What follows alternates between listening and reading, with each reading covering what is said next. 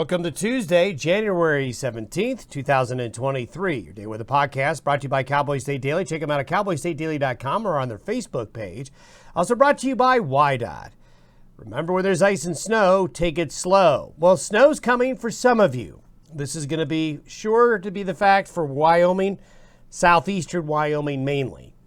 Just about all of Colorado, especially northeast Colorado and the Front Range, and Nebraska, if you want to look at ground zero for this system, it's going to be just about all of Nebraska.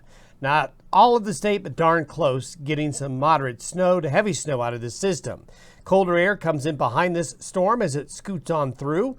And then the jet stream is going to begin to move in from Western Canada. Instead of all of this talk for the last several weeks that we've had about the Pacific, we're going to be talking more and more about visits from Canada. So that means colder weather, but it's also going to be an active weather pattern as well. As cold fronts coming out of northwest Canada will bring more mountain snow and colder weather to the plains, and occasionally some opportunities for snow showers as well. So things are certainly transitioning. Now let's talk about this current storm system that we're keeping an eye on.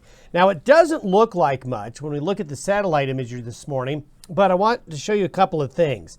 Keep an eye right here on the Four Corners area and notice that increasing area of cloudiness that is forming right over that Four Corners area. This is basically cloudiness and precipitation developing in front of the upper level low that is right over near Las Vegas right now. Now, it doesn't look like there's much going on. It's because it's disorganized, but that cloud shield you're seeing forming right here is certainly an indication of the system getting better organized.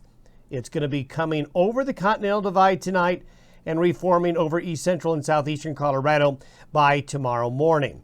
The counterclockwise spin is going to be bringing upslope conditions to the Front Range of southeastern Wyoming, northeastern Colorado, then across Nebraska as it comes on through. So this is by around noon today. It's about over Page, Arizona, and then it jumps over the divide and becomes better organized by 11 a.m. tomorrow.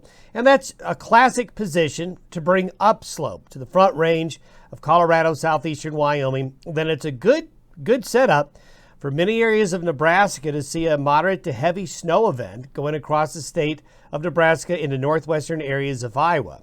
And you can see along the path, always kind of a rule of thumb, your heavier moisture is going to be to the northwest and just north of the path of the low.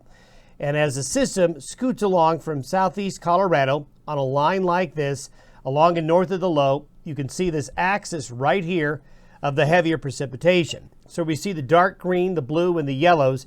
You can see where the heavier snow is going to fall. So the Front Range of Colorado, Denver, up through Sterling and Fort Morgan, up to Cheyenne, up to about Wheatland and Torrington, then to Scottsbluff, into North Platte, Ogallala here, all of the Interstate 80 corridor of Nebraska, going to see significant snow out of this system.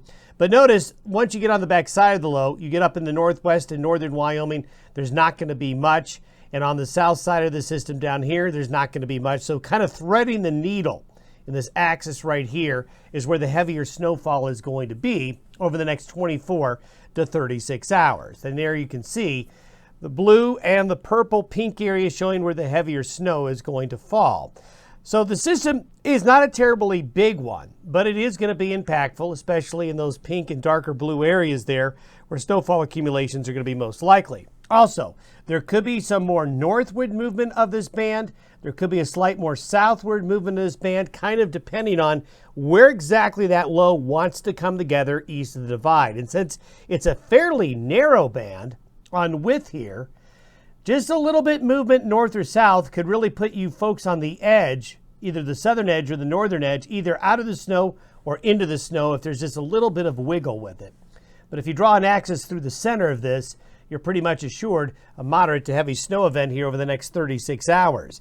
Looking forward, by Friday, the low is going up into the upper Great Lakes, moving out of the area. But notice the winds aloft now coming in from the northwest. So cold air going to come in behind this system. This upper level low will bring snow to Arizona and New Mexico's mountains and some moisture around the Four Corners area, but it's kind of detached from the main flow here. And there's the high pressure bringing relief to the west coast, putting an end to all that West Coast precipitation, at least for now. But this guy up here, right here, is going to be an upper level low that's going to end up becoming a pretty good looking cold front coming into the northern Rockies and the northern high plains by Saturday night into Sunday. So northwest winds will bring back snow into the northern mountains of Wyoming, Yellowstone Park. Montana, you're going to get back into the cold, snowy weather again, into the northern plains as well. So this is basically a complete change of the weather pattern from the dominant Pacific pattern to one now out of northwestern Canada. And this is going to get us for the rest of the month into early February, more into what I'd call a classic wintry weather pattern in terms of colder conditions and more persistent cold coming our way. And with that second wave, this is from this weekend through next Tuesday. This area of moisture right here is going to be associated with that upper low dropping out of Canada. So this will get Montana, Wyoming's northern mountains finally get back into the snow again, Sheridan, Buffalo, Gillette areas. You're going to see that northwest winds aloft bringing in the colder air and the better chances for snow showers. Whoa, look at that. They get to dry out and get a break in the weather there. Then longer term, this is a little out past 10 days, and that pattern is still there in the long term. The bottling up of the cold air with the blocking high pressure ridges in the Atlantic and the Pacific, and that opens the door to the cold, and that colder air has easy access into the western and central United States. And you can see the darker blue colors and the gray colors here. This is what we'd call the Hudson Bay vortex. This vortex of cold is spinning around, sending very cold air south into the lower 48 states. And there you can see it with temperature anomalies. This is by the 27th. You can see that just about all of Canada and just about all of the lower 48 states, temperature readings are going to be near or below their 30-year average. Some areas, especially in the purple areas, far below. So changes are afoot, short term and long term. And I wanted to show you this before we left you today. This is a composite that goes 10 days from January 4th through January 14th of the Pacific storm train that just continued to batter the West Coast from just after the New Year to where we are right now. So you can see, if you just look over time, you can just see the constant barrage of storms going into the West Coast over a 10-day period. Very impressive pattern, and we're still tallying up the snow and the rainfall along the West Coast. And later this week, we'll have some more information for you on reservoirs there, snowpack, and all of those things. Have yourself a great Tuesday. We'll see you tomorrow.